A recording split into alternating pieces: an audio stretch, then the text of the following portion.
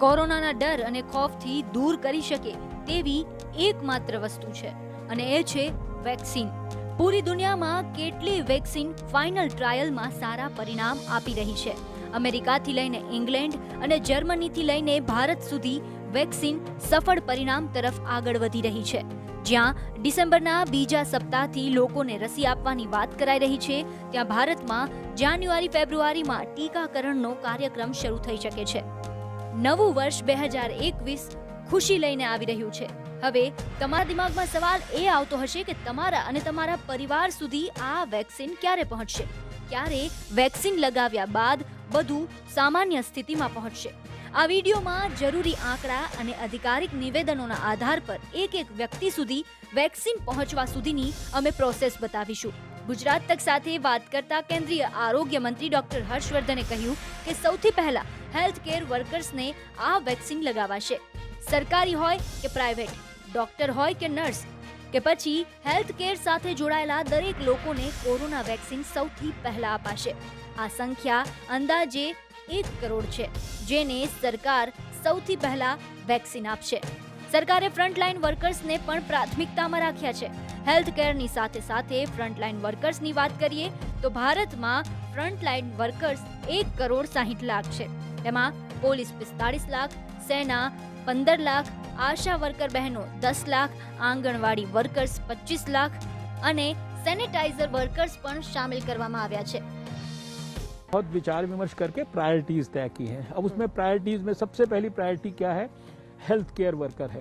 Health care worker की definition क्या है कि ये जो हेल्थ केयर सेटिंग में चाहे सरकारी हो चाहे प्राइवेट हो, उसमें डॉक्टर नर्सिस के साथ साथ जो हेल्थ केयर सेटिंग में जो भी काम करता है, ये सारे देश के अंदर, यानी वो स्टाफ जरूरी नहीं कि वार्ड के अंदर ही काम कर रहा हो, वो कहीं पे भी, यानी हेल्थ केयर सेटिंग में सरकारी और प्राइवेट. फिर दूसरा प्रायोरिटी क्या है? फ्रंट लाइन वर्कर, जो हेल्थ केयर के सेटिंग से जुड़ा नहीं है, लेकिन अब जैसे आपने देखा दिल्ली में अब सैनिटेशन के लोग हैं जो फील्ड में काम करते हैं, पुलिस के लोग हैं, पैरामिलिट्री है, या इस तरह के जो लोग हैं.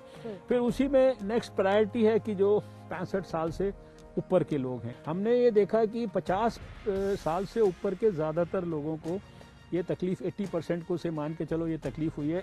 तो फिर नेक्स्ट प्रायोरिटी हो गया 50 से 65 के बीच का. अभी ये सारी चीज़ें इन वेरियस फेजेज हैं और इसके हिसाब से तैयारियां हो रही हैं. फिर अगर 50 से कम में जाना है जब नेक्स्ट स्टेज में, तो फिर उसमें भी जिसको कोमॉर्बिडिटी है, मान लीजिए उसको पहले से कोई डायबिटीज़ है या दूसरी बीमारियां हैं, तो ये कैटेगरीज के ऊपर भी विचार विमर्श होकर अभी इसमें भी इतनी प्रोग्रेस हो गई है कि सारे स्टेट्स ने, हमने 31 अक्टूबर तक का समय तय किया था, मेजॉरिटी स्टेट्स ने हेल्थ केयर वर्कर्स की लिस्ट बना दी है.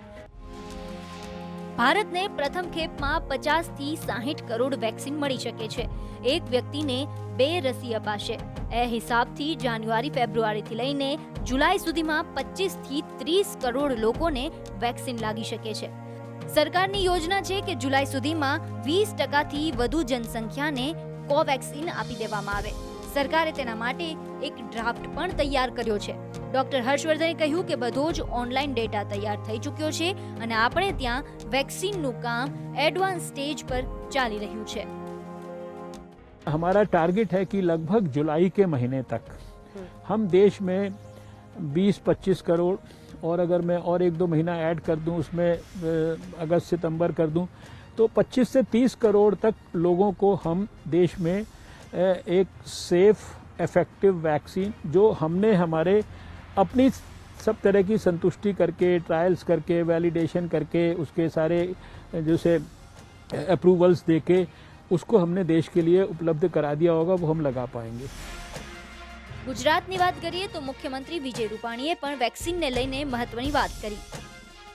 આ વેક્સિનની પ્રાયોરિટી કેવી રીતે આપવી, પહેલાં કોને આપવી, કે સિસ્ટમ પણ એવી ટ્રાન્સપરન્ટ બને કે જેથી કોઈ ગરબડ ન થાય. કેન્દ્ર સરકારનું પોર્ટલ બન્યું છે. પહેલો સ્પેલ એ હેલ્થ વર્કરને મળે, ડૉક્ટરો, નર્સ, મેડિકલ સ્ટાફ કે જે સીધા કોરોનાની સાથે ફ્રન્ટલાઇનમાં લડે છે, એ બધાને પહેલાં વેક્સિન મળી જાય.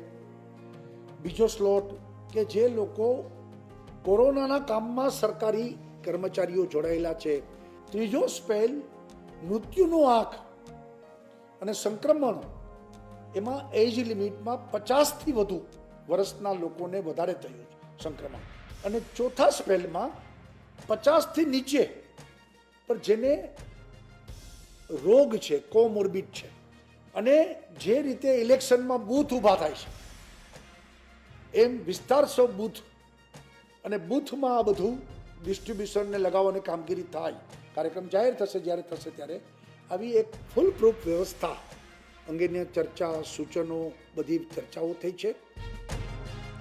જુલાઈ બાદ બીજી ખેપમાં વેક્સિન સામાન્ય જનતા સુધી પહોંચશે તેવી વાત કરાઈ રહી છે.